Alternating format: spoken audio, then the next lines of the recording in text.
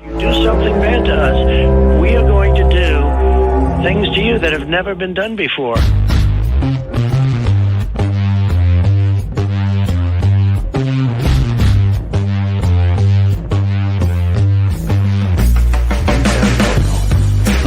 What the is that, dude?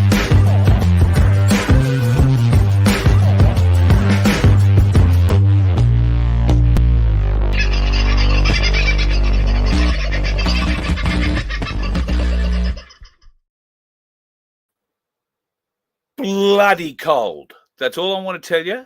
Bloody cold. Another crystal clear night on the mountain, shall we put it that way.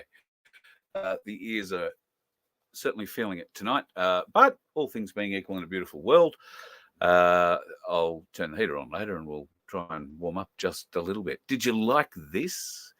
I mean, how nice is that? You know, this magnificent Camaro could be yours. That's a 350 in it, by the way, in case you were wondering.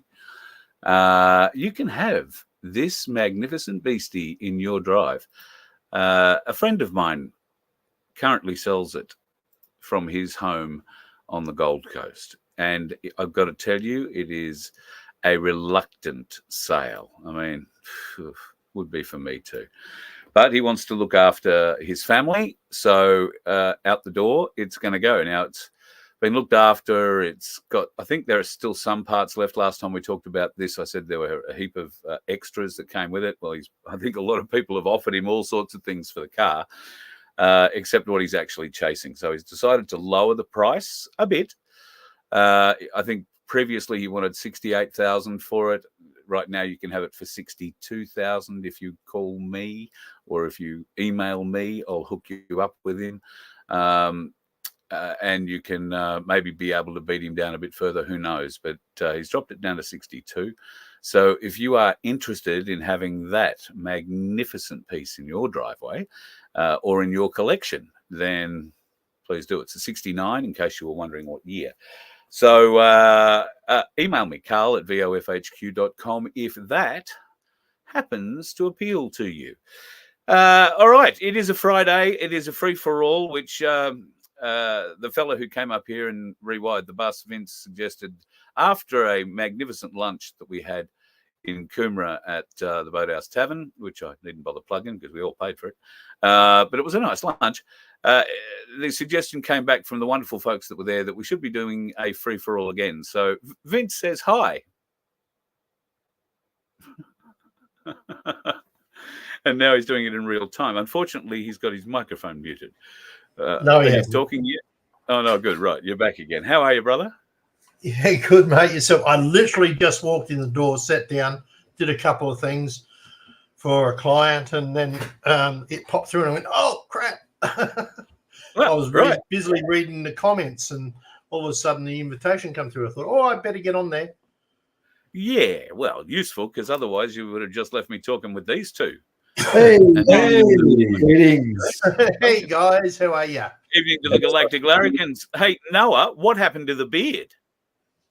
Oh, got to get serious, mate. I'm a businessman now, so, got to look the part. I thought it might have been I've been working around heavy machinery and the whippersnipper got away from me. Well, there was a bit of that as well. Yeah. I'm sure. You. And Rob, that's a particularly stylish helmet your hair's come out of this evening. Can I just say? It's excellent, isn't it? I'm loving my hair. Mine too. I got a ton of it. Doesn't matter which way I push it; it all wants to stay there. So, funny enough, and it has been washed. Yeah. I'm the same as you. Vince, brown. We're just upsetting Vince. He's just going out in sympathy there, rubbing his head. Yeah. So, all right. So, Vince, what news have you from the world of Vince this week? Anything exciting we should all be catching up on? There's a few bits and pieces that are floating around in the international market, most of which you just look at now and just shake your head and go, what? Really? Why are they doing that? Or why are they doing this? You know, they're all on about Hunter and the laptop that came from, that was all misinformation that's now been proved not. And we've got Dr. John Campbell, who's currently putting out heaps of YouTube information about the spicy mixture and the results of that. And these are all now published reports. So mainstream media are now actually putting headlines up suggesting that the spicy jab may have something to do with all these excess deaths that are appearing, and nobody seems to be believing the government with the excuses that they're putting up for them in all sorts of different states. Looks like Venture's had a bit of conniption. I don't know if you boys caught up with it today, because I know you've been out in the bush beating trees, but the last 24 hours or so, Fauci has appeared again in front of the Senate, and Marjorie Taylor Jackson did scientific experiments. Do you represent science, Mr. Fauci? I am a scientist who uses the scientific method to gain information. Yes or no? Yes or no? No, that's not a yes or no answer. Yes, it's a yes or no. I don't think it is. Okay, well, we'll take that as a you don't know what you represent. Oh, But this, as director of the NIH, you did sign off on these so-called scientific experiments. And as a dog lover, I want to tell you this is disgusting and evil, what you signed off on, and these experiments that happened to beagles paid for by the American taxpayer. And I want you to know Americans don't pay their taxes for animals to be tortured like this. So the type of science that you are representing, Mr. Fauci, is abhorrent. You confess that you made up the COVID rules, including I didn't hear what you 6 said. feet social distancing and masking of children. I never said I made anything up. You admitted that you made it up. You I made it didn't up say as you went. I made it up. So are you saying this is fake news, Mr. Fauci? I didn't say I made anything up. What did you say? I said that it is not based in science and it just appeared. But this is science. And making up guidelines like 6 feet distancing and masking of children. Do you think that's appropriate? Do the American people deserve to be abused like that, Mr. Fauci? Because you're not doctor. You're Mr. Fauci in my few minutes. No, I don't need your answer. That man does not deserve to have a license. As a matter of fact, it should be revoked and he belongs in Don't prison. let him suspend.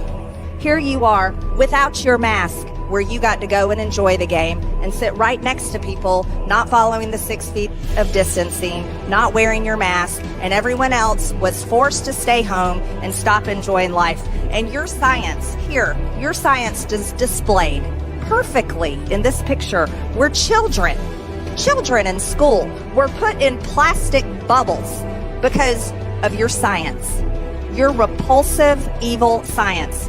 And let's go back to your very own email. You said earlier you don't use email. Oh, you do. Right here. This is your own email where you said the typical mask you buy in the drugstore is not really effective in keeping out virus. I do not recommend that you wear a mask. This is your email. This is your own words. But yet children all over America were forced to wear masks. Healthy children forced to wear masks, muzzled in their schools. And then they were forced to learn from home because of your so-called science and your medical suggestions, while you and all your cronies get paid from Big Pharma.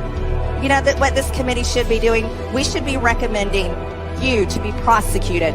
We should be writing a criminal referral because you should be prosecuted for crimes against humanity. You belong in prison, Dr. Fauci.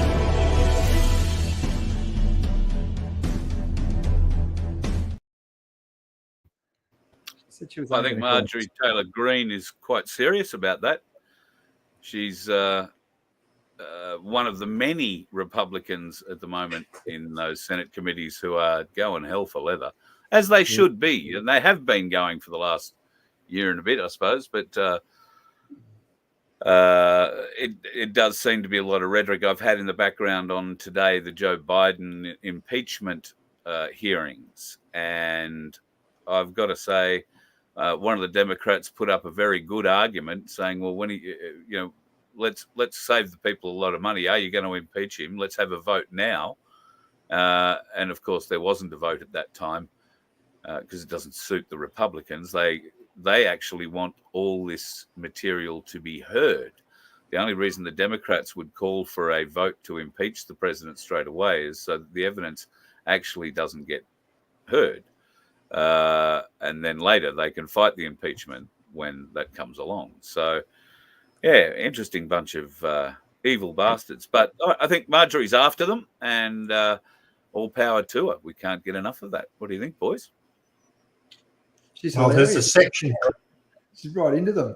Love I it, mate. yeah. Because she's a real person. She's a business owner. Yeah. Came from that into politics, and so obviously isn't Bought and paid forward. bought and paid for, groomed up through the political ladder and societal ladder, Yeah. and just calls it out as it is. I don't think she went to And that's what a Harvard. I real think person she- does. No, she's a country businesswoman. Yeah. And so Well, then, as we all would, because any normal person would just be looking, going, like, just calling what they're seeing and saying, like, this is all corrupt. What are you doing? Look at this shit. And she just calls it out. Mm. They hate her for it. So Mm. She's America's When we were Paul. She is. Oh. Oh, said sorry, she's that American. dropped out of my end. Yeah.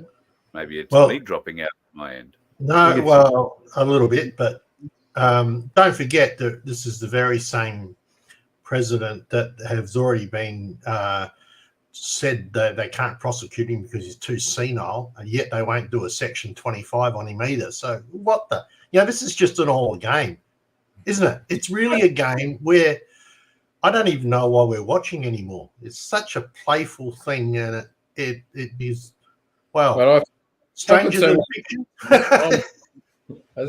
I put Go. so many this. I want to see the good bit. We're finally at the good bit. Don't give up now. This is the fun Yep. bit. It's hilarious. It is entertaining to Yeah. watch. That's for sure. That's for sure. Yeah. And I with, was a week or with so your, ago. I played footage of the Three Gorges Dam. I don't know if you've seen, but China is experiencing some pretty severe land mass movements at the moment as well. Let me show you this. Oops. Now, they are huge cracks that are just appearing. When was this taken, Carl? I believe this is about a week old. Wow. I need to show Have a look at that subsidence. That's a whole. It's just dropped. Yeah, I mean, Don't know how big. if you're a suspicious observer of the sun, it's some pretty huge activity a couple of weeks ago or about a week ago, and that sort of activity takes up to a couple of weeks to hit the Earth, and it causes things just like this. So what we're looking at is a weakening of the Earth's magnetic shield, which has made these effects of the sun even more magnified, if you'd like. yeah, intense. Intense, yeah. Earthquakes and those sorts of things. Yeah. Okay, so you reckon that takes a couple of weeks to hit us, but light takes 8 minutes. Yeah, it's you've got it like this. You've got a window, basically. I think of a couple of weeks. So, around there anyway. Let's say a week to 2 weeks, where the sun will affect the stability and the weather and that sort of stuff. Yeah. If you remember, it was only like a week ago, so they had all a couple of weeks ago those auroras and The red huge. auroras. That they only talked about one the sunspot that went around that one time, but actually kept on going, and it had a few near misses, but we're still getting all the Ramifications. Yeah, that's right. The current is a massive electric and magnetic current. Mm. I think Those- what was the Those Terrence? aurora speaking of- pictures, those aurora pictures, particularly the ones with the purples, the pinks, the reds in the aurora, are not aurora photos. Very close The to pinks. the The pinks and the reds are not part of an aurora frequency, but they are part of a harp frequency.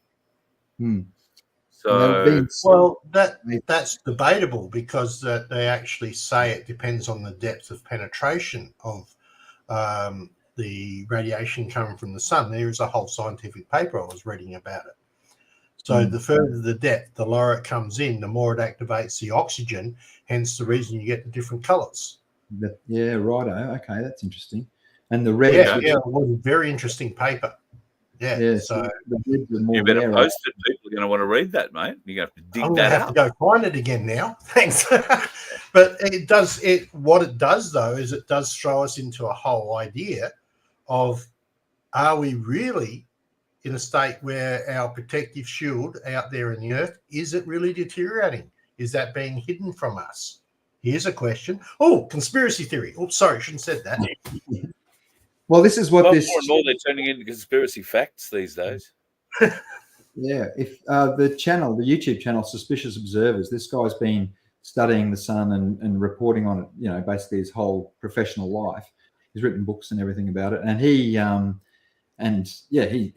tells you about these sun cycles that you have, and then there are these basically big cycles, 6,000 year cycles and 12,000 year cycles, and they're all basically in history. You can see proof of all these big changes that have happened throughout history during these 12 and 6,000 year periods, interceptions, whatever. And basically, you know, what he's saying is we're due, and all the signs are there to say that it's happening. Like all the changes, like this, you know, it's obviously having Earth changes happening on the planet. You know, it's just not due to us; it's due to the sun, and it's probably bigger than that. It's a galactic thing. You know, these waves of energy that come through the galaxy, they hit the sun and they energize the sun. That's what sort of causes these periods of undulation and what would you call it? A cycle. That's what it is. Yeah. Sun cycles, because of these waves of energy that are coming from the center of the galaxy that sort of spiral outwards. I mean, this guy explains it a lot better than I ever could, obviously. Yes, yeah. Yeah, thanks, yeah. No, sorry, well, no, I didn't mean it that way. I mean that he does explain it very well. He's put many, many years of research into it. Mm. And, And I know you boys love your cosmic physics, but it may not be your strongest point. Yeah, thanks. While they're on cosmic physics, there's apparently a meteor that's supposed to be coming pretty close to Earth sometime in the next 7 years, I think it is, and it's at a point where, according to one person, that if there's just enough gravity pull from us, it could alter its trajectory, so its next time round it takes us out. So that's something as well. I can't remember. I should have checked. It takes us out in 7 years, or it comes around again and takes us out next time. I'm not sure on that one, to be honest. We'd have to look at those facts, but it's quite possible that it will change it so that it hits us on this time round. Right. maybe that's why Elon's really developing all these rockets and shit. He's going to intercept it. Could be. They're going to drill on it. They're going to put some explosives in. Bang. Isn't there a movie about that? Yeah. Well, Space Force. So they're going to drag Bruce Willis out and stick a drill on him and get him to land on the back of it and drop a nuclear weapon down it. Yeah. Although Bruce While we're isn't, at it, guys, just anyway. to mention, if you're in the chat, you want to put up questions, now's a good time to do it. It's a Friday free for all. and on Red Alert has one. Would anyone say that the premiers would be under control of the good guys? The premiers, I imagine you're speaking of the state premiers in Victoria or state premiers anywhere. I would say at this stage, Come on, be honest. I think they're working to a script. Yeah, but not ours. Yeah, true. Daniel Andrews, I think, is he's not the premier anymore. I think increasingly control has been lost in Victoria in that regard. In Queensland, since Stephen Miles came in, I mean, who in their right mind would? Anyway, he comes across every day, and every state is introducing these new control measures that are just so over the top for what's required. They are, I believe, trying to wake people up. I believe it's part of what is going on, which leads me to Rob. We were having a bit of a chat today. You said, you had a good grasp on what's going on. So maybe I should flick past using the rugby vernacular, and aim it at you. Excellent. And I wish I had an opportunity this afternoon when I wasn't quite so Pied. You're a lot more talkative then, yes. Yeah, a couple of years earlier. Last week or last time on, you had mentioned, like, to what would I say to people who say, nothing's happening? And from someone who has, Bradford and I, who've been watching this since, the 80s, as I think we've said before, like, things have sped up and right now it's like really taking off. But if you look at what's happened, it's what's had to happen. When Trump first got in, and what's happened, the way the media attacked him, the way the intelligence agencies attacked him, that all of the ridiculous things they put him through, impeachments and you name it, has then shown everybody how corrupt the system is. That if they can then indict and attack the president and ex-president like this, it is opening everybody's awareness up to it. Then we've got people have said, like, well, why didn't, when he was in power, do like some sort of a military takeover? And he couldn't do that because then that would just reinforce the people who aren't awake and who still believe the mainstream media. You saw how the mainstream media attacked him. If he had brought in a military control and taken over the thing, they would have gone apoplectic and painted him as a dictator and a tyrant and all the rest of it. And then when it came to the election, all the people who watch mainstream media would have just voted the people back in who we don't want, and then they would have taken control and be screwed forever. So we couldn't do that. It had to be this way. And now you get to see the contrast. They put in a geriatric Joe, this fucking absolute fool. Now you can believe what you want, if it's him or not or whatever or whoever, like Jim Carrey. Jim Carrey, who knows? Like, I think he's, whoever it is, it's too good. I think it's geriatric brilliant. Joe after time. But anyway, whatever. But even then, the corruption of the whole thing, and that's coming out. So people can then see the contrast, and then we'll get what they need is with an overwhelming mandate to basically get rid of this corruption and almost like a regime change to he's going to go through, obviously, the deep state, the whole bureaucracy, and get rid of that. And we need him as this new age ushers in. As we talked about last time, the AI, you're looking at the advantages in ChatGPT. Funny enough, the next night, Elon Musk came out and said that jobs will be a hobby. So, hey, thanks, someone. And so for the next 4 years or 4 to 5 years of this next term of the presidency is going to be this transition, this unbelievable paradox change where we're going into a paradigm where jobs are a hobby and things will be all taken over by between Elon Musk's robots and AI and the blockchain technologies that the things we'll be able to run by.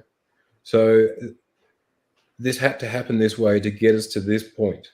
And it's all too it's happening too well to not be a plan, so to speak. And I'd agree. And the only difference that I would say is that I'm starting to think that it's not going to happen for another 4 years. I think we're going to have another 4 years of Joe Biden. Oh, wow. I don't think enough people are awake yet. So I think there'll be another stolen election. Wow. Another 4 years of this shit. And then what he said. It does raise an interesting question about that, although with the massive amount of support that he's been getting financially, not to mention the 3 or so billionaires who have reversed their positions are actually backing Trump now, right? So it is going to be an interesting question where those numbers land and just how well they can manipulate the way that those votes are going to come in is a better way of putting it. It raises questions, but I don't think we have the blockchain system and all that set up yet. So there's still ways that they can definitely steal the election.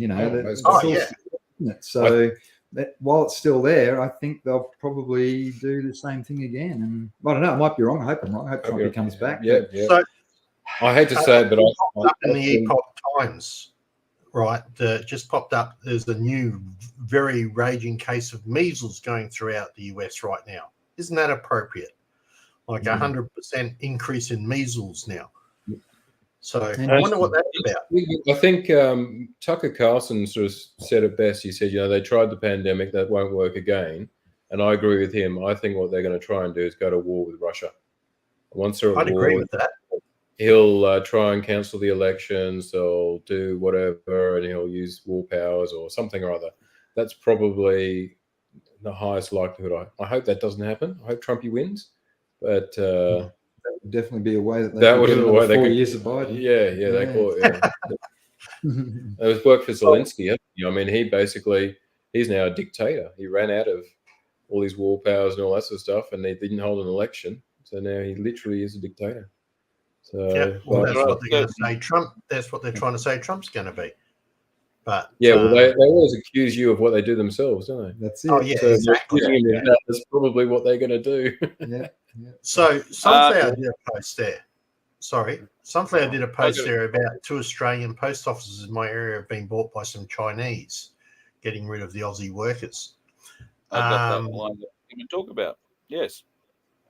Yeah, that's interesting. Of course, most country post offices are bought as an individual business. They're not bought as like part of the post office chain. So they are contractors in their own right. So just playing devil's advocate. So what if they're Chinese?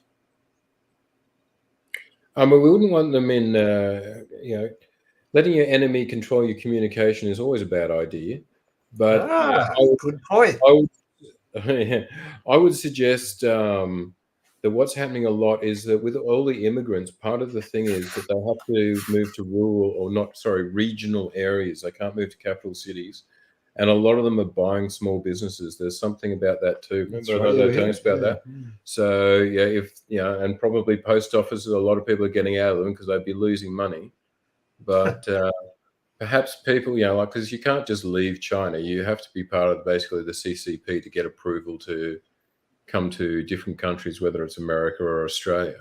So most of those people will have enough funding from the CCP or businesses within China who are part of it all that they could support probably failing businesses. Farmers, they'll, like whole regional areas of China who like farming areas will band together and are currently buying large chunks of Queensland to farm them.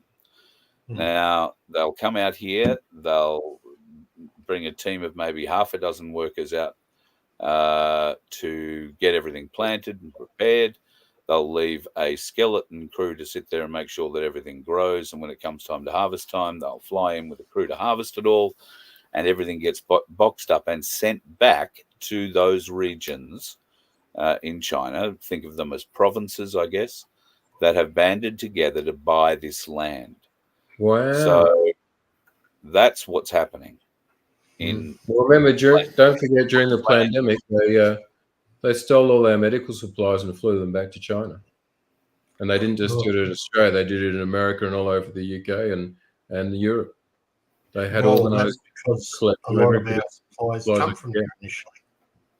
That's where they're manufactured. A lot of them were manufactured there, so they just never sent them. But they were collecting them and sending them on planes back as well. They got busted even on like 60 Minutes. One of them posted it. It was quite surprising. I remember at the time. Just so that let's add in another thing though. Would it be fair to say that a lot of these immigrant workers that we are now getting have a work ethic that the Australian people don't have anymore? Would that be a fair comment? Yeah. Yes, in many cases, I agree. Yep, I think that's a very fair comment. They are prepared to come out and pick the fruit or grow the vegetables or whatever's required to work in the fields all day.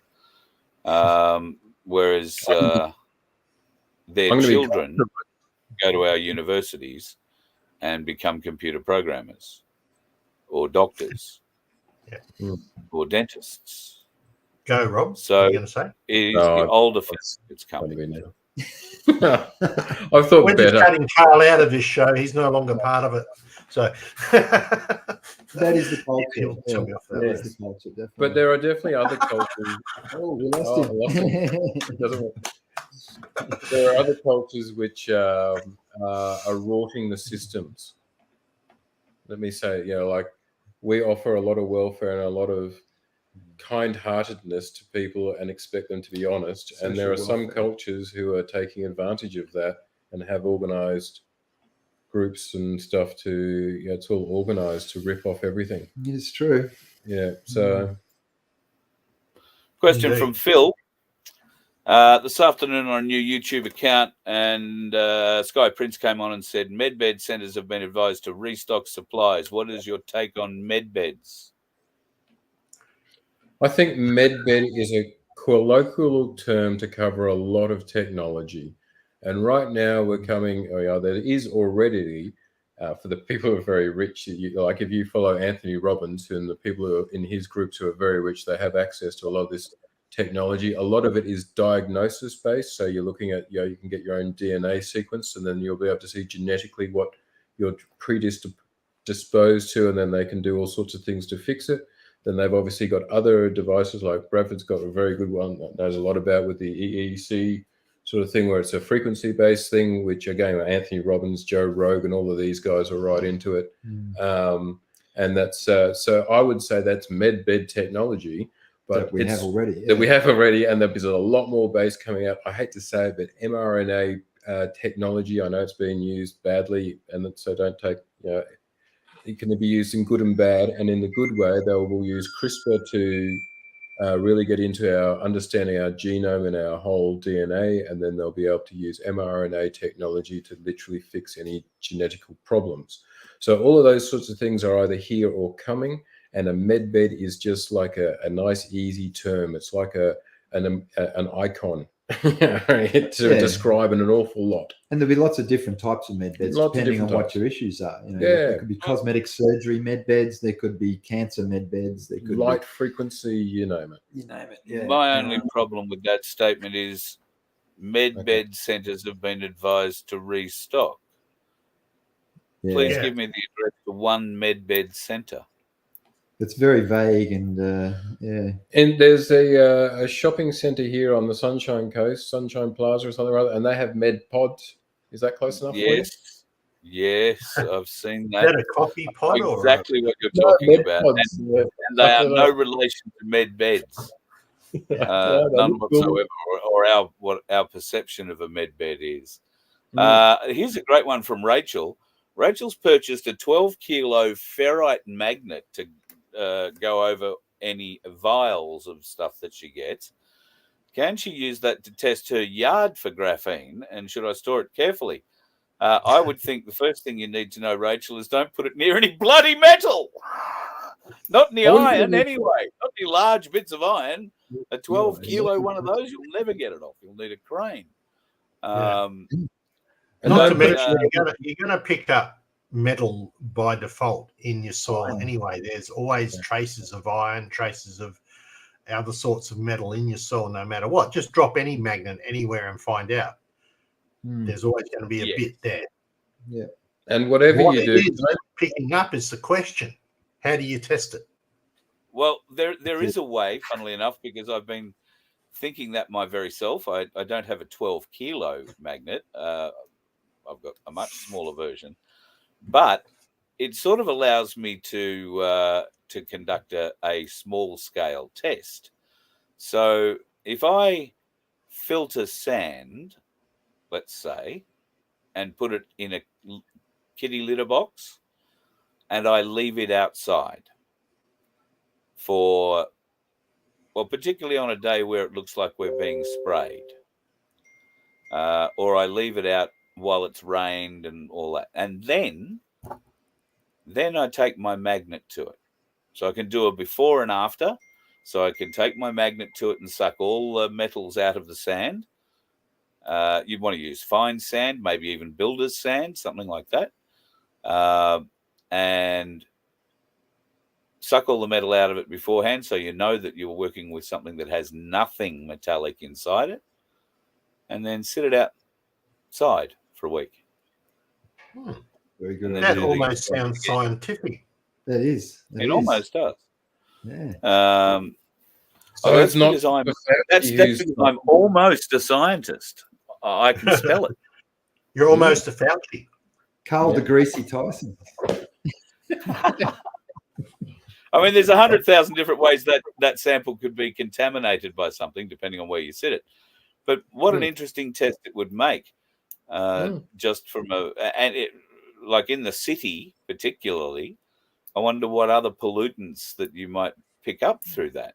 But the idea is to start with the cleanest base you can, sand or whatever it is, and gravels, but take out all of the metal before you magnet over it. There's a lot of maybe it's just because I've been thinking about magnets a bit recently and may have been talking about them out loud. There seems to be a lot more advertising for magnets coming on board, and it probably is since I started talking about being able to run a ferrite magnet over the vials of antibiotics, I guess, but flu jab, any other jibbity jab, but more particularly for anesthesia.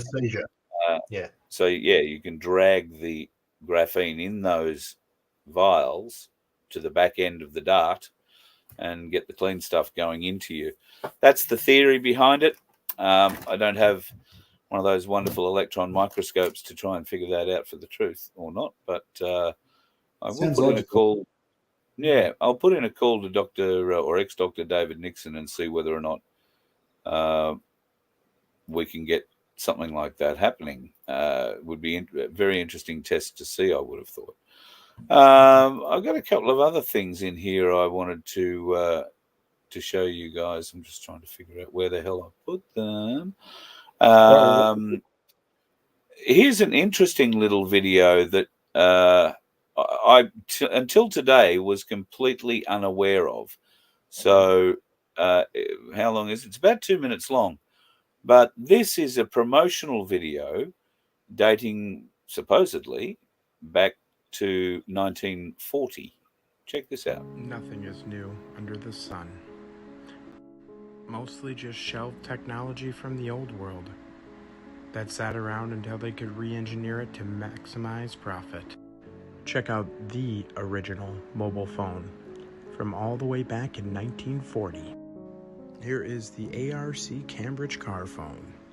This is just one of the many models offered from that time. But hold the phone, because we got an awesome video of them in action.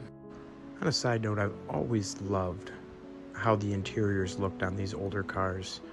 The style and aesthetics, and the phone just goes perfectly with that. Type of mobile telephone service was used when our friend Mac called from his mobile telephone. This service is designed to provide a means of communication for those who travel in city areas as well as those who travel along intercity highways.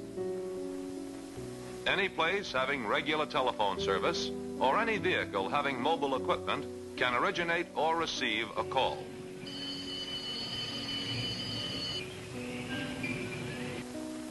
Now let's see the equipment that makes mobile telephone service work. Here in an automobile, a transmitter unit and a receiver unit are being compactly and neatly installed.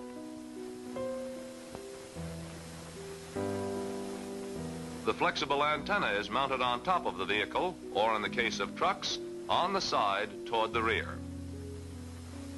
The control unit is simple to operate. The operator calls by ringing a bell. At the same time, a signal lamp on the left of the unit lights up. Throughout the country, mobile telephone stations are being expanded to become links in a nationwide network. The mobile telephone greatly expands the scope of voice communication. It is one more step toward telephone service for anyone, anytime, anywhere.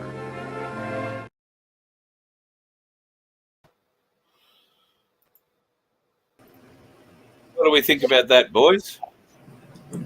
Yeah, very cool. I remember they went even smaller. I reckon in the 1960s they had telephones that can fit in your shoe. I remember there's a Get Smart had Get one. Smart. Yeah, That's right. Well done. So, Yeah. technology's been around like that for ages. But Dick Tracy had a watch. It's only the CIA and the rich that could afford it. That's right. Yeah. Well, it blew away my comment. They kept running out of extension cable, but anyway.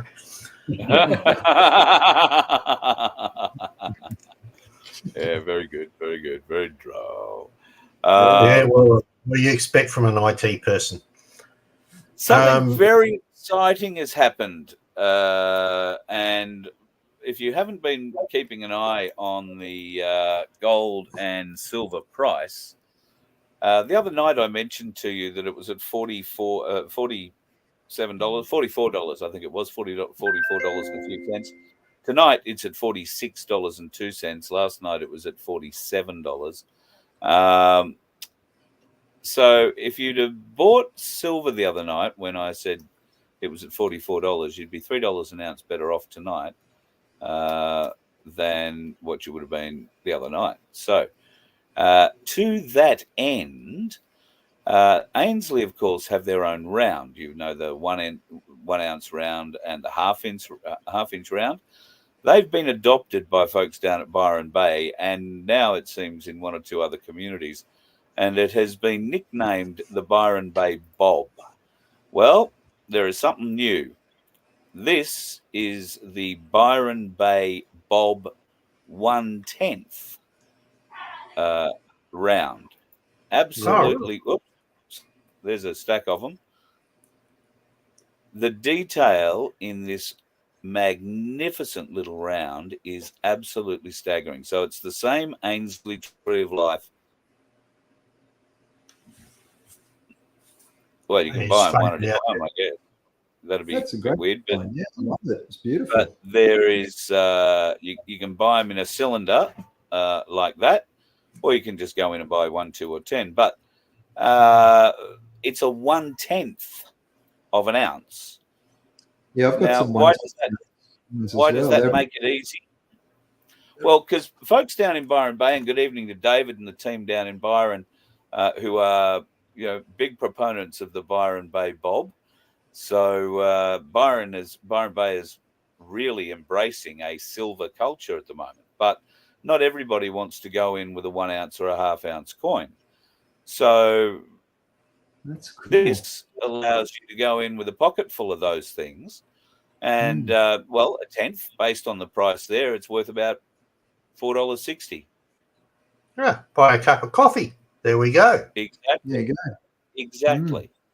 So it'll get you a cup of coffee, or it'll get you, 2 of them will get you 2 cups of coffee. 4 of them will get you 2 cups of coffee and 2 breakfasts, Probably not in Byron Bay, I'll be honest, but you'll probably charge you $17 in Byron. But, well, they've also got the numismatic idea of how it can work.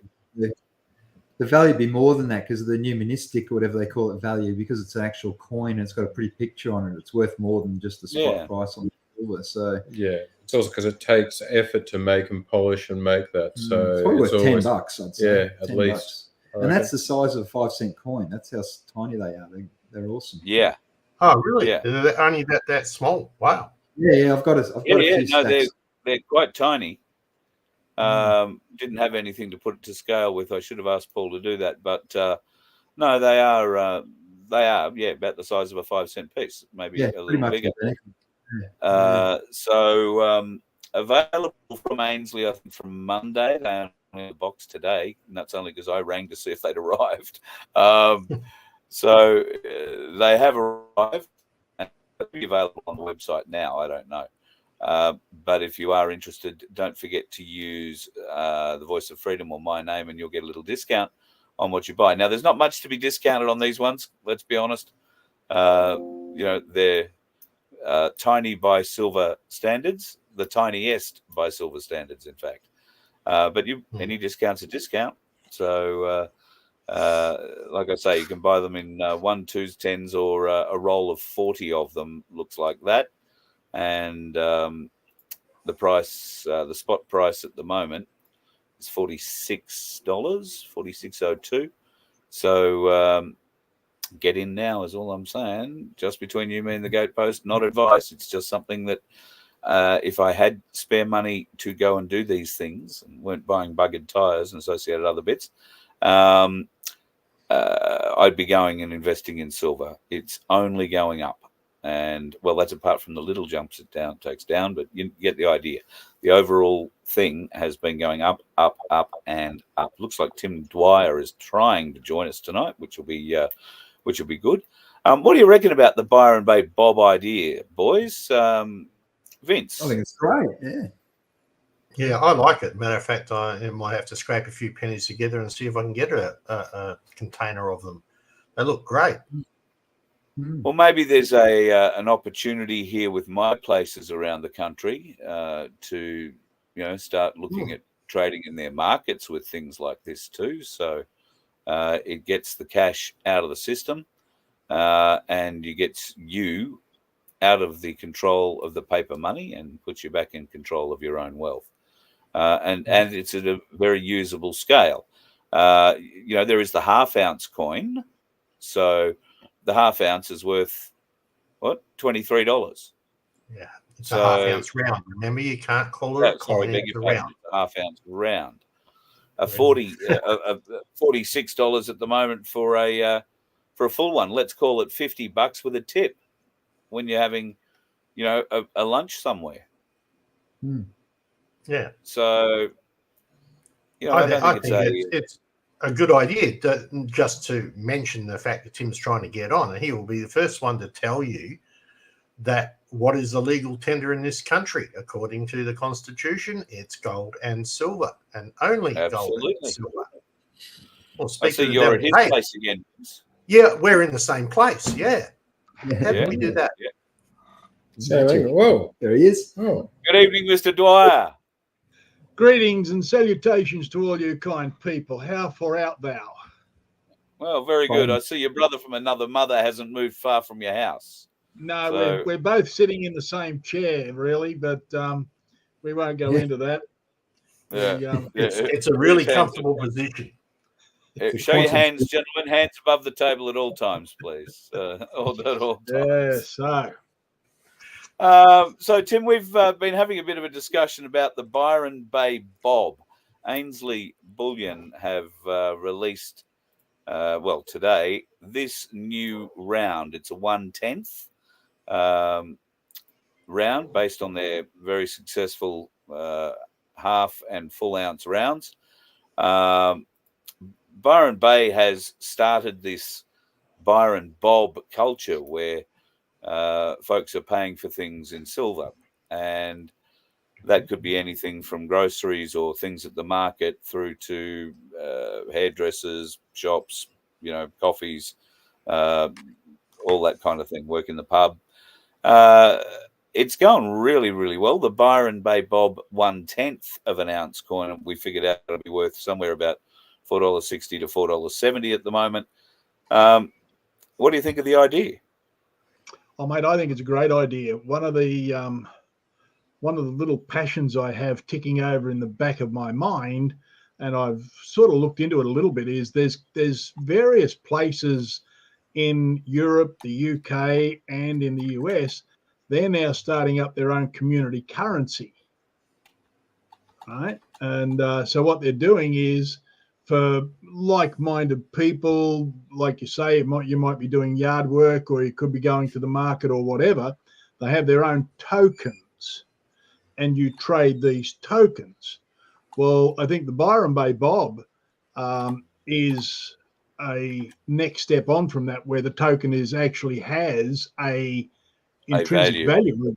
Yeah, and I think that's a better idea, because it is and always will be legal to use gold and silver, and they might crack down on a local token, but they can't crack down on gold and silver. Although in the US they did confiscate all the gold and that at one stage back in the day.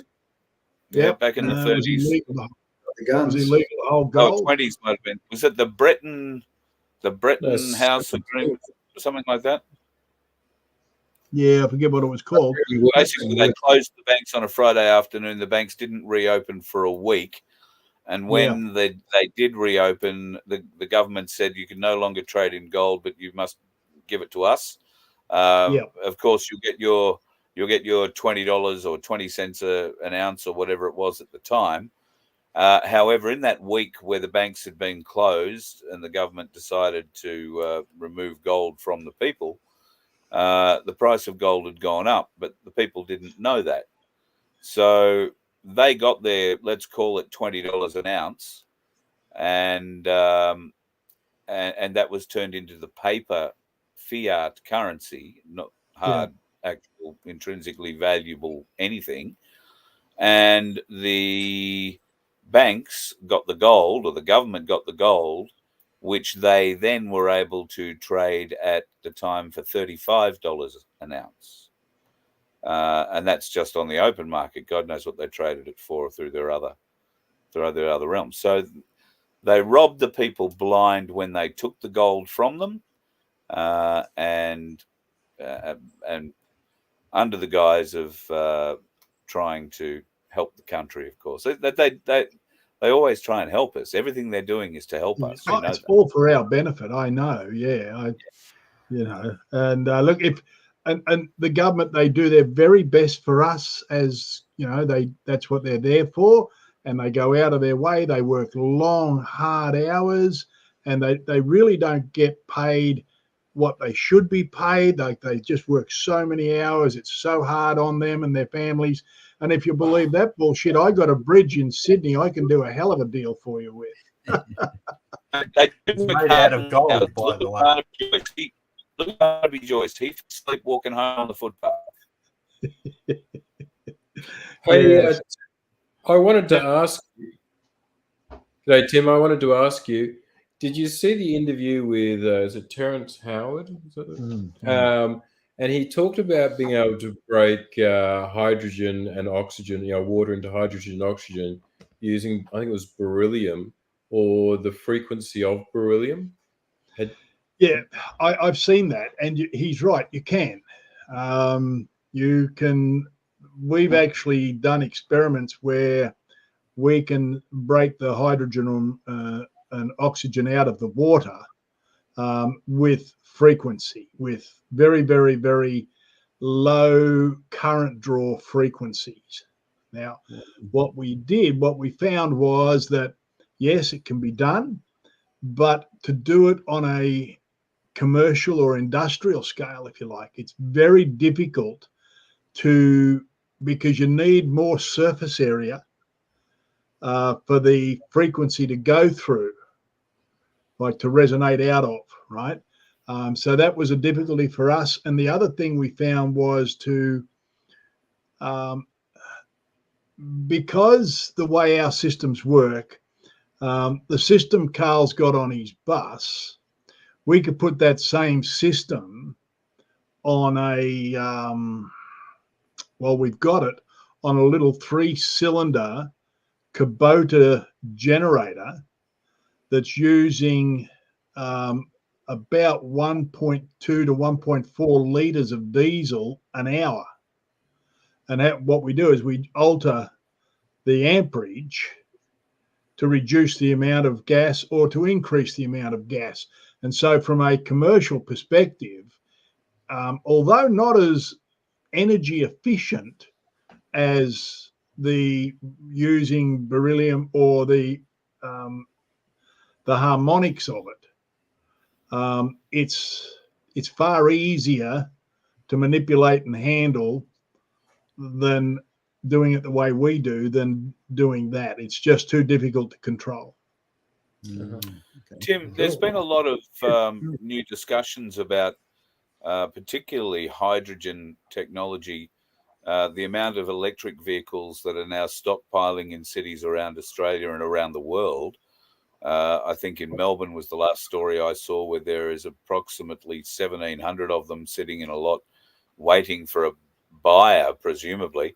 The prices are going through the floor, drops between 12 or just under $12,000, and resale value on absolutely zilch. So, okay, so when Carl comes back from that, Carl, you'll have to start that sentence again, mate. Yeah, you dropped out for a little bit. Start again. Well, where did I get to? You were saying that they have a lot that have prices have dropped through the floor, and then it went Oh yeah, so EV prices have dropped through the floor, and the resale value on them is absolutely zero. So now hydrogen is being spoken about as the next greatest thing. I believe GM have come out in America and said they're going to release a hydrogen vehicle or a hybrid hydrogen vehicle in the next 12 months, and they have ceased production of EVs full stop. Where does this leave your H2 system? And can you compete with those big boys? Yes and no. We're not in the same space, right? We're not. How they're doing that is they are using electricity to create the hydrogen, just as we are, but they're doing it in a different way. They're running it through let's go back. What they're doing is pulling up to a pump like a petrol bowser, but it's a hydrogen bowser, and they fill the 60 or 70 litre tank with hydrogen. Now, what that does then, that goes through a membrane process to create electricity to get the electric drive. So there's no batteries. It's a totally different process as the hydrogen passes through the membranes, it creates electricity. That electricity then creates the drive for the electric motors. Right. Not to mention that just to clarify, they're putting this as under pressure into a tank. Is that right? Yeah, it'd be at probably about 800, 900 psi at least. Didn't they make a bomb like that at some stage? Well, dangerous. One of the issues they had years ago was to get a tank strong enough to hold the hydrogen under that much pressure was very, very difficult. Today, with the materials and the composites we've got with carbon fiber and all this sort of stuff, you can now have quite a light, in comparison, tank to hold that 60 or 70 litres of hydrogen, and it's much stronger than the ordinary old steel tanks they used to have, like the LPG tanks, for instance. So it is, I think it's a wonderful thing. The trouble is, here we go again. Think about all the money they've just rolled out in setting up all these power charging stations for these electric cars all over the country. And, you know, like, oh, more, we've got to do more. Like, I was in Stall the other week, a few weeks ago, and they had all these Tesla power stations there. And there was a big 32 kVA generator sitting there as backup in case the grid didn't have enough, right? Of course. So yeah. They've gone to an enormous amount of expense. They're going to have to go to another enormous amount of expense to set up these hydrogen filling stations. Now, they're not going to be dragging trucks loaded with hydrogen throughout the country like they do with petrol and diesel. They will have hydrogen producing stations on site. And they will use electrolysis as we do. You create your hydrogen out of electricity, and it will not be dragged through the city streets in trucks. It'll just be created there. Will there be problems? Possibly so. All new technologies do some days go kapoofa, and but I think it's a much better way of doing it. You still get your power of your electric motor, and the end result is that you're not draining the grid, the electricity grid, of power. See, to give you an example, creating hydrogen the way we do it, right? Now, I'm going to use your bus as an example, Carl, right? Now, that little hydrogen system there, for the technical-minded good folks out there, and I'll keep it as non-technical as I can for the others, is that we take the 12 volts or 24 volts, whichever the vehicle actually has in its electrical system, through our little black box, and whether it's 24 or 12 volts, we break it down to 3 volts. Right, so it goes in at 12 or 24 volts. It comes out into the hydrogen system where we make the hydrogen at 3 volts. And your system is running about, I think, about 21 or 22 amps or something. So if we've got 3 volts, and we'll call it 20 amps, that's 60 watts of electricity we're using to create enough gas to give that monster of yours the 30-odd% fuel savings. Yeah. Now, when you extrapolate that out and you want to build a massive big bizzo that you're going to make copious amounts of hydrogen out at a hydrogen station, it will still be done at somewhere between 1.5 and 3 volts versus 1.5 to 3 volts and whatever amps they want to tip into it. So it'll be a lot less draw on the overall electricity system than what all these electric cars are by a long shot. So today I was having a conversation with a guy who's telling me about military technology with electric Land Rovers, and quite clearly having a quiet Land Rover, if you're prowling around behind enemy lines, is something SAS probably quite keen on. However, how do you keep it powered? How do you keep things going?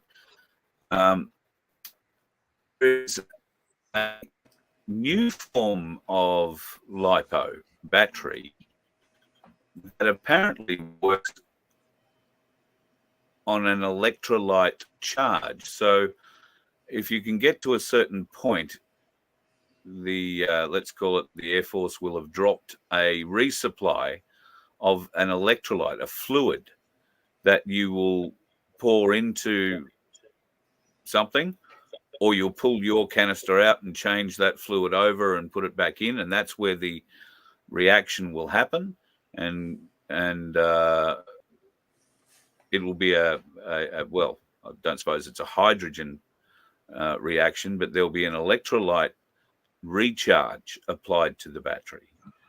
It will be a hydrogen reaction. I beg yours? It will be a hydrogen reaction. If you're putting electrolyte through a battery process, how many times don't you see the warnings on batteries that the little holes in the tops of the batteries emit hydrogen? That's why you never put a cigarette lighter over the top of a battery. Yeah, boom, baby. Blow up. Right? Why? Because they're full of hydrogen. Every day. I just know you don't stick screwdrivers. Yeah, sparks and bits and pieces. So there's lots of interesting things that can go on. My concern about all that new technology, as I said, is they're putting this under pressure in a car or a vehicle. And then you're going to be driving down the road, and some, as Carl often says, watch out for the dickheads on the road, right? One of these cars gets hit and a fire starts or a tank ruptures. What are we going to see happen from that? The explosion would be massive. You've done tests, Tim, haven't you? Yeah, we have. Firstly, let me quell the query. If one of these tanks ruptures and there is no ignition point, no spark, no flame, all that hydrogen that's in that tank will escape up in the atmosphere at 1,700 kilometers an hour. All the hydrogen just goes poof and it's gone, right? Now, we wanted to know what would happen if a spark got back or a flame got back into one of our canisters for some reason, right? So we had the big truck jobby, which is 2 big canisters. They're about, they're probably 2.5 feet tall each. And what we did is we had them about half empty of fluid. So half of it was full of gas, hydrogen and oxygen. And what we did is we bypassed the blow-off pressure valve and all that sort of stuff. And we put a little hose coming out of the top of it about, 18 inches long. And then we got about a 2-foot long stick and taped a little torch onto it, a little fire torch. And we had it wound up to, it was probably producing something like 50 odd liters, 60 liters a minute. Like it was cranking, right? And anyhow, we lit this thing up, and it was quite impressive. It was something. It was something to behold. You know the plastic sight glasses in the front of yours, Carl. Yes, right? Where the water is. Well, these are about 1 foot long, and anyhow, we lit this thing up, and it went the thunderous boom that echoed out of those canisters, literally near split your eardrums. It blew the plastic water measure thing clean out of it. It blew it about 4 feet high off the bench, and then it landed back down again. So we thought, now let's see what it does. So we fixed it all back up again, put the little sight jigos in, and did all that, fired it up, and away it went. No problem at all. Wow. But it did go bang. But we did do one other test. We got 2 big industrial black rubbish bin bags, and we double bagged it, right? One bag inside another bag. We had a heap of hydrogen units going, feeding into those bags. And we waited, we kept it going and going and going until the bags were, you could go on the bag, and it was tight. So we then sealed that bag up really well, because hydrogen will get out of anywhere, right? It really will. So we sealed that up. We put that on a we chopped up, before we did that, we chopped up, the rolls of alfoil, cooking alfoil, right? We chopped up a whole roll of that into confetti, and we chucked it in the bag. And then we filled the bag with gas. And then we taped it all up and put it on a big, I forget how long it was. It was a huge, big, long steel rod. And again, so we held that up in the air. And we're in our factory, which is just like any other factory. It's got a big roller door in it and all that sort of stuff. And we're in the car park of this industrial area, and then we get another pole and put the torch on it, and we put that up to it and light it. Right. Well, it was a thing you never forget. It's a sound you can never describe, and the guys that were standing in the roller door area, which would have been 20, 25 feet away from where we were standing with doing the test, they got blown back into the factory, landed on their bum. The percussion blew them over, blew us over, just the force of the percussion, right? The massive ball of fire that came out of this thing. But what was interesting was we cracked a couple of windows in the kitchen factory down the other end of the circuit, and everybody else in all the other factories came running out. They thought we killed ourselves. And it was amazing. The noise was heard for more than 6 kilometers. And so hence the reason after the why police Tim left, is now deaf. Yeah. Did you get in trouble or what? No, nobody turned up. The cops didn't turn up. Nothing. Wow.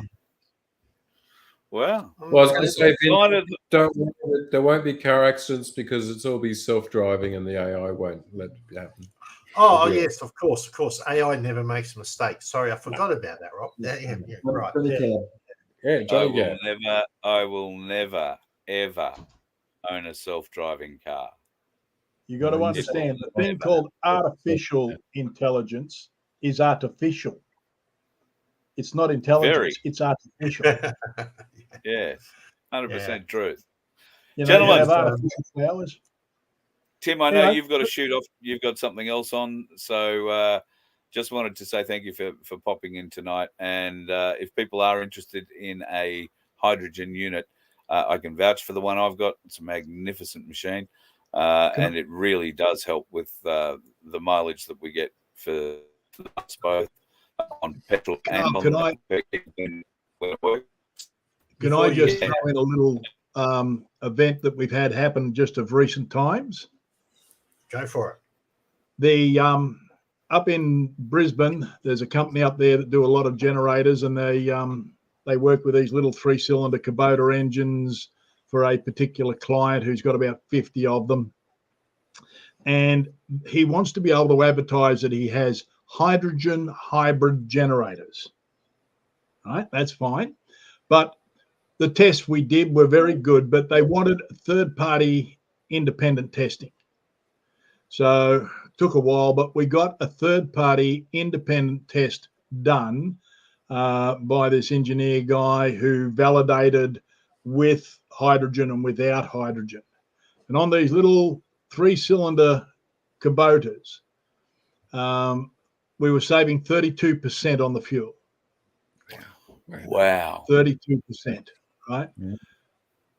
So, you know, we're getting better and better and better doing what we're doing. And, you know, I'm just flat out excited. We are in the process of a total redevelopment of the electronics, and that'll also get exciting, better efficiencies and so forth. But that's just more stuff. And I just want to thank everybody who's purchased and inquired, because really we're a small business where we do everything as much as we possibly can here in Australia. We have to buy components from overseas, like electronic bits, but everything else is made here in South Australia or in Melbourne. The electronics are made in Melbourne. We make everything else in-house. And it is important to keep, even though we're a small manufacturer, but it keeps, you know, the welder paid for. It keeps the guys that do the laser cutting paid for. It every bit helps, and they're all Australians, and we're all doing our best. And we just want to say thank you very much for everybody that's inquired and purchased, and we do know that they're getting a good result. So thank you kindly, everybody. It's great, and we look forward to being of service in the future, and we might have another story or two to tell in a few weeks' time. Very good, very good. Looking forward to.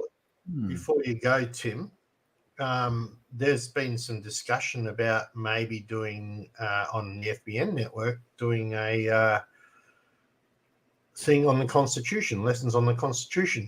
Have you been approached about that yet? It has been whispered in my little pink shells. Yes, and it's really interesting.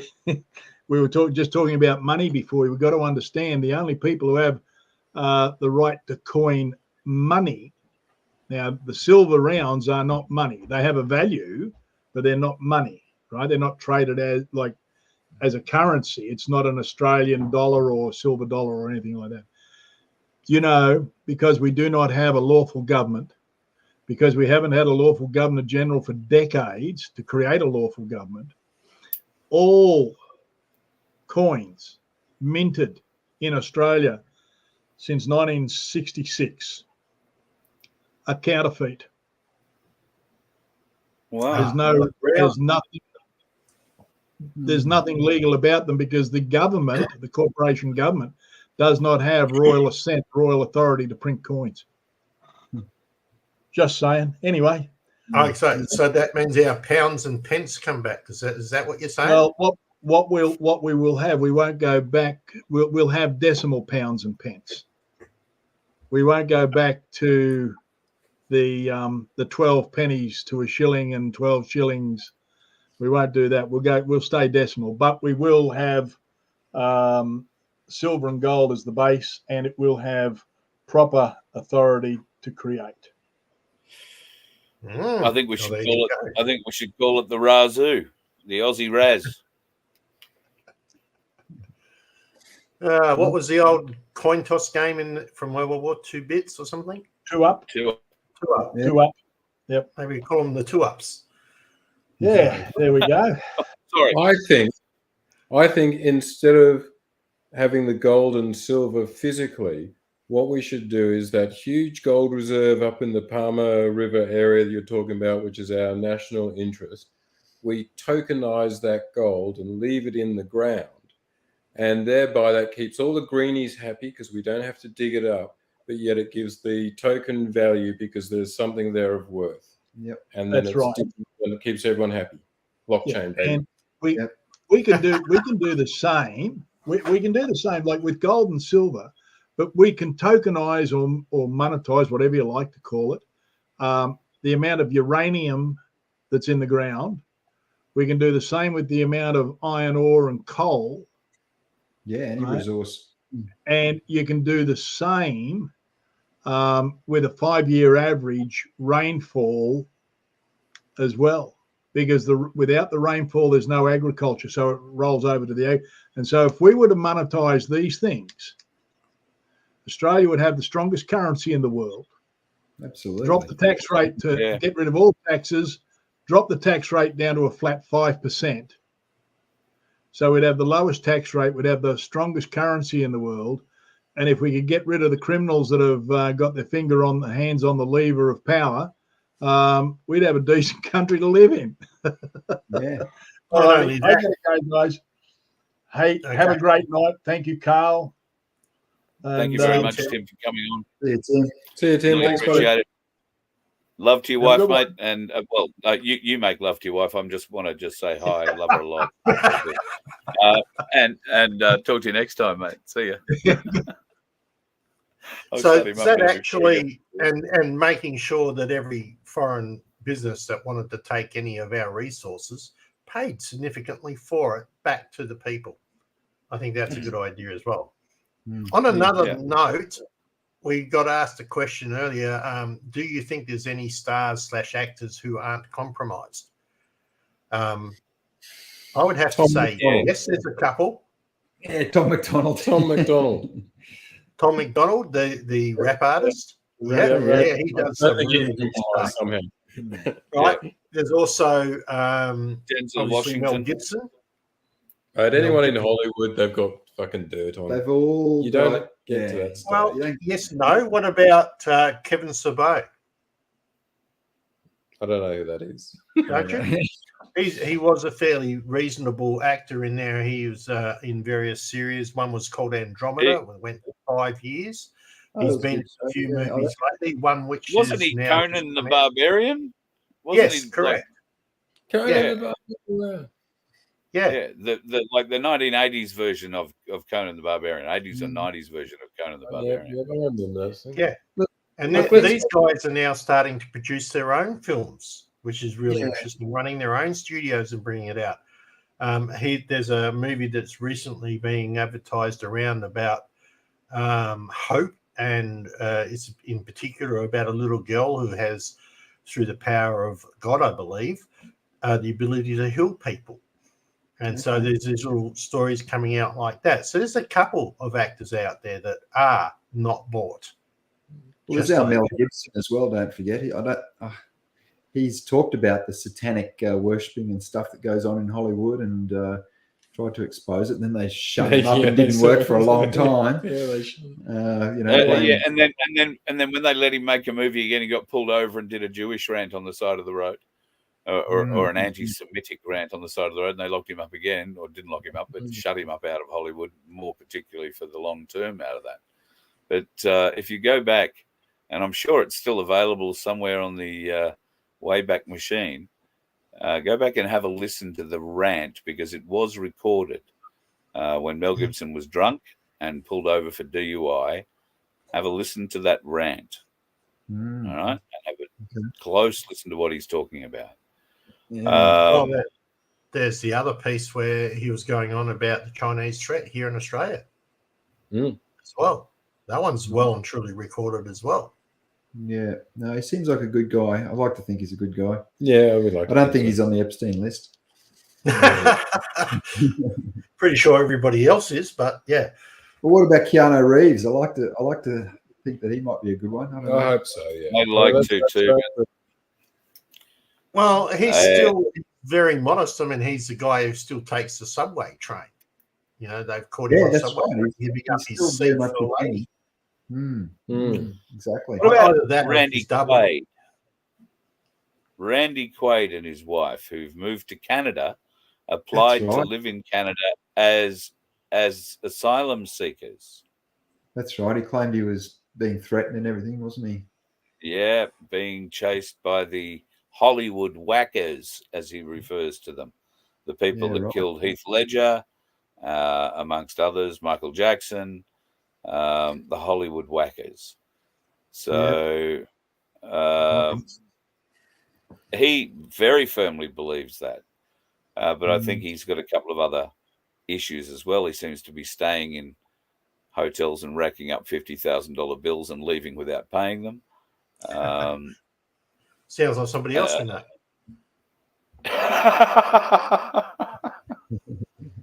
Sorry. Just picking up on something you started the show with, Vince, when you were talking about Hunter Biden, and they acknowledged that the laptop was real. But the interesting thing was the timing. That you had the FBI expert come out and say that they received the laptop in 2019, and they verified it straight away. So that means when those 50 intelligence officers who said it was Russian disinformation and signed that letter, they knew then that it wasn't. They had already verified it at that stage. And that's the breaking news in there. And that's why we need an alternative news source, isn't it, Rob? Isn't it? Where we can get this stuff out. What's this? Someone thinks Dennis Quaid is playing Trump. Playing. Yeah. I I hadn't heard his name thrown out. Really got the body style for it, not Dennis Quaid. Tall though. You need the height, and Quaid is tall. You can always they wear put those on pump shoes. We saw Dickhead wearing them down when he did his little speech. De Niro.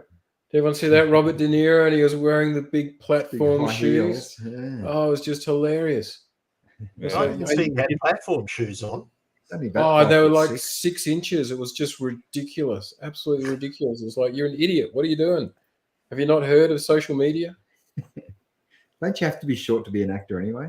I think so. Most of them are. Yeah, Tom. There was a comment that just popped into my head, but it would probably get us banned if I said it, so I better not say it. That's the spirit. About short. I'm glad you're starting to realise those things. To do certain things, but we'll leave that alone. Glad, that might be the reason. Yeah, exactly. Glad you're starting to realise those things before they come out of your mouth. Rob, on the other hand, is still having issues, but that's a whole other story. I do. Gentlemen, Galactic Larrikins, lovely to have you as part of the show. Things go well on the mountaintop, I trust. Yes, they are. They're going very well. We're having a great time. Other than the hair falling out of your face erratically, but it's nice to have you back, though. Nice to see your smiling jaw. Thank you, gentlemen, and thank you for the phone call during the week. I really needed it, so appreciate that very much. You're very close. Don't disappear on us just yet, Carl. Don't disappear on us just yet. Well, you raised a very interesting point, and I'd like to hear the Larrikins call on this from the 9th and the petrodollar. Oh, yes. Okay. I did see that question earlier. Yeah, well, I just saw it then, and it reminded me to ask the question. What do you guys think? Because, you're as bad as I am in crypto and whatever. And apparently the petrodollar agreement finishes on the 9th, which is probably the 10th our time. No, the agreement actually finished today. Did it? What I'm talking about on the 9th is the announcement of the end of the petrodollar. But the agreement ends today. Oh, that I didn't know. Yeah, I didn't know that. So you guys got any comments on it? Well, I think the petrodollar obviously is on its way out, and I reckon the BRICS system is probably the one that's going to take its place. And I think XRP will take over from the SWIFT network, and XRP will be the interbank or interchange system, change any from one to the other. Yeah, so that's the Ripple-owned company. Correct. Yeah. Yep. It's been. So if it does happen, I mean, you know me and dates. I don't like giving them, but this is a real thing. You can search it out. It is actually really real. Saudi Arabia is ending the petrodollar as per the contract they signed. What was this like back in 1972? Yep. Yeah. And so how there was an end date to the contract. 52 years. 52 years. Coming up 53 years. 52 years in 3 months. Anyway, if it doesn't happen, I dare say the price of silver won't change too much. But if it does, I would expect precious metals to get a bit of a bump. If I definitely go to ainsley.bullion.com.au. I don't know. So I don't know about the petrodollar ending like some sort of contract, but definitely, as Bradford said, it's definitely ending, and that's just you can see that economically, BRICS is taking over. In the last round of BRICS, that they brought on 5 new countries, including the UAE and Saudi Arabia, but they sort of like playing a bit cagey at the moment. Saudi Arabia, they kind of saying whether they're not saying whether they're in or they're out.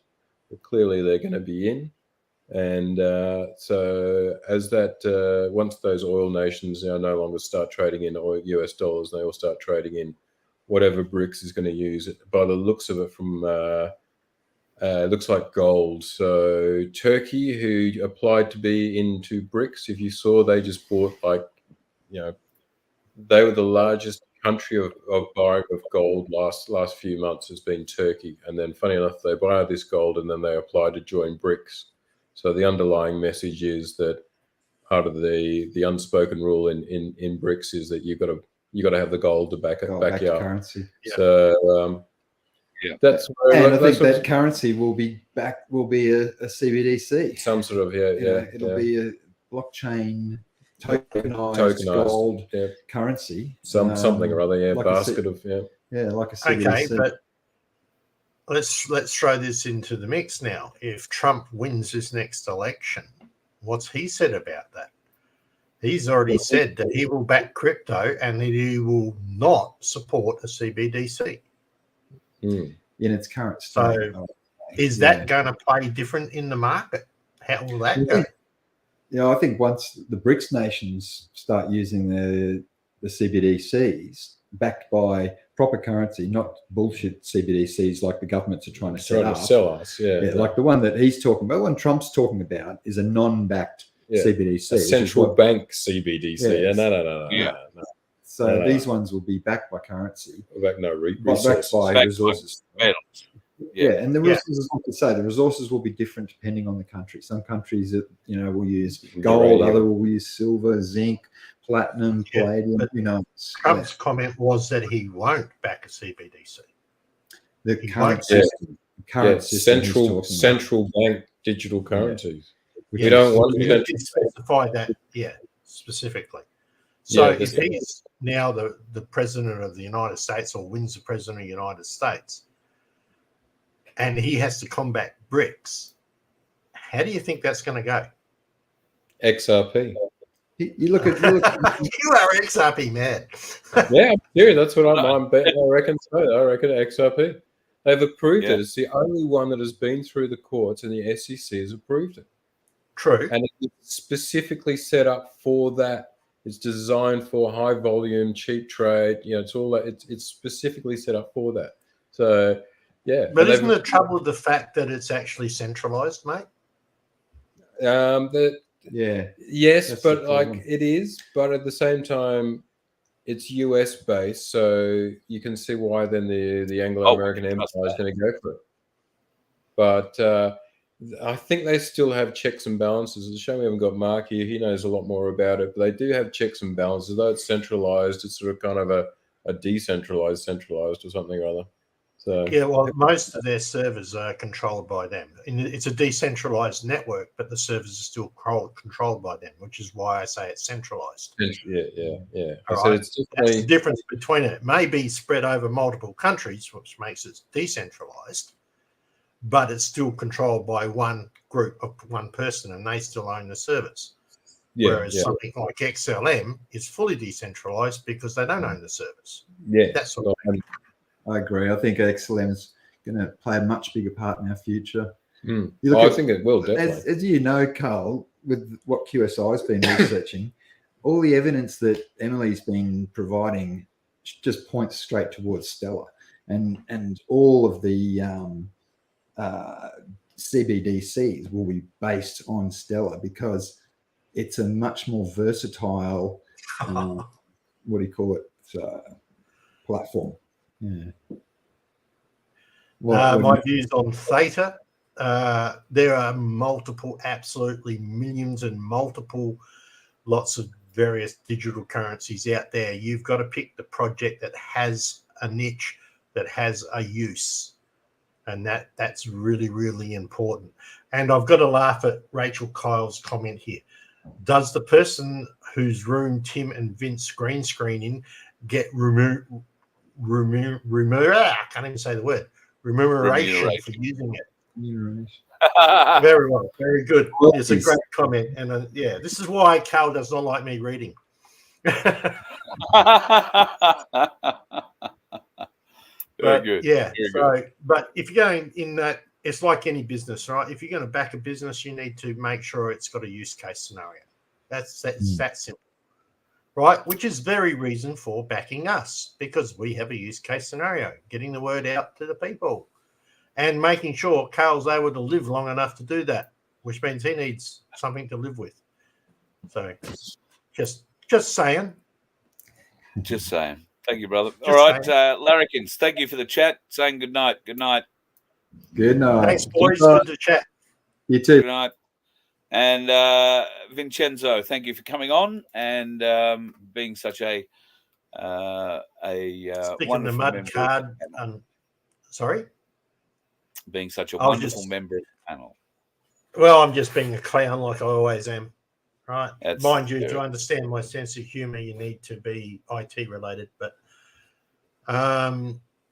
outside of that, please don't forget we have Freedom Broadcasting Network up. It's starting to add some bits and pieces there. We had Friday Finance from pop up on the FBN channel on YouTube. So go and have a look at that with our wonderful person who knows all about finance.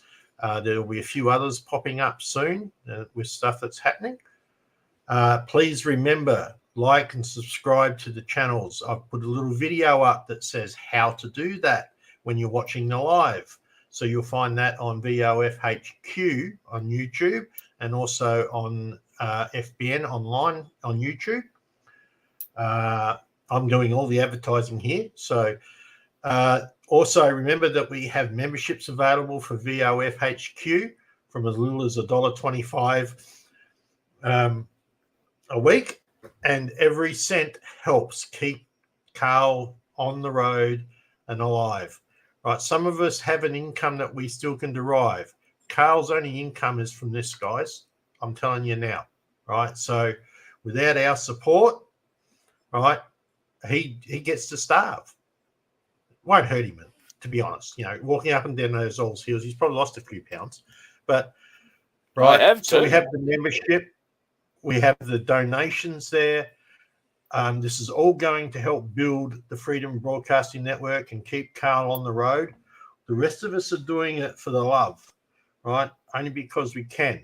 But times are tough for everybody, and we need to support those who are going to put out the proper news out there, not just opinion pieces like VOF is, but other news with other shows, with game shows, with the ability on, like there'll be gardening shows on that on FBN. There'll be community shows on FBN. We've got an interview that Carl and I have got to sit down and work on. So coming soon. Yeah, few options there. Coming soon to a FBN media screen near you. Speaking of that, one of the first things that we'll be doing although it'll probably have to be on the VOF channel because we don't think we've got enough subscribers yet on FBN Media to go live. I'll be heading to Cooktown for the Discovery Festival. That's where Captain Cook came ashore. They reenact that and have quite a festival for 3 days up there, 14th, 15th, 16th of this month. So would love you to come up too. Now, if you happen to be in Cairns and have got a spare seat, my ride from Cairns to Cooktown just backed out on me. So I'm heading up to Cooktown for this. I'm arriving in Cairns on the 13th. So we'll figure out how I'm going to get from Cairns to Cooktown sometime this week. But I'm telling you, that's how. Well, the wonderful folks, the wonderful folks at Cooktown have got me that far. They've got me to Cairns because it's them who've banded together and bought the plane ticket for me. So I'm really looking forward to being able to come up there and do a couple of shows and talk to some of the locals. I've been talking to them for, it seems like forever. But there is a very active community and a very deep volume of hidden knowledge or suppressed knowledge that is kept from us simply by the tyranny of distance. It's actually all up there in the open to see. You've just got to go there to see it and understand what you're seeing. So I'm really looking forward to that little history lesson you gave of why they were there. That I didn't know any of that. I was impressed. That was really good information. Thank you.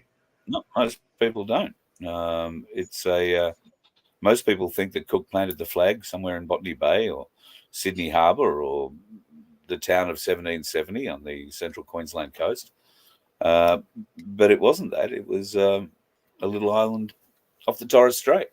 So, and it in fact makes us unlawful, makes what he did unlawful. We could not be part of the British Empire, given what he did. But anyway, going to wrap it up because we've been going nearly 1 3/4 hours, Vince. My God. It's well past my Friday night ones are going to be like that, mate. That's the idea. It's for a free-for-all. So don't expect to get out in an hour. Sorry, not happening. It's all good. Thank you very much too. Yes, if you would like to donate, you can at vofhq.com. Memberships from as little as $1.25 a week. And there will be some members-only content that we'll be getting together in the near future as well. So something is a bit of a payoff for you for helping us out in that regard. Say goodbye, Vince. Wave goodbye. It's very good. See, I like doing the moving one, but when he doesn't do what he's told, I just go back to the old still pick and we'll work that. See you, bud. You too, folks. Have yourself a great weekend. If you're heading out on the roads, please be safe. And if you are playing this off to the circuit, really good. Not so much me. This weekend, I'll